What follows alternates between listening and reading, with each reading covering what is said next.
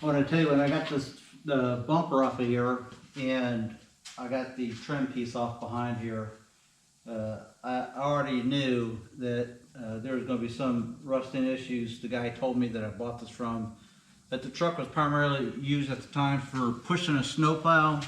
So I got to adjust this a little bit. Pushing a snowplow, and so pretty much all this lower front end here, I think everything on the front, even this front end panel here, I've got to replace that. There's substantial rust where major fender parts, everything behind the bumper was being held up by medium gauge steel that's got predominant rust on it. So I'm going to figure out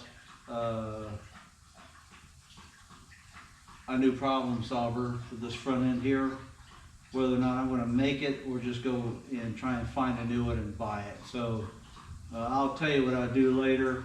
I'm still trying to decide whether or not to keep it the original style, or if I could just turn it into like a hot rod looking thing, then I can just really adjust this front end like I want it to be. But then again, I think I might try and keep it with the style or the period, and just replace parts that I need. The back end will all be a flatbed, nice looking truck.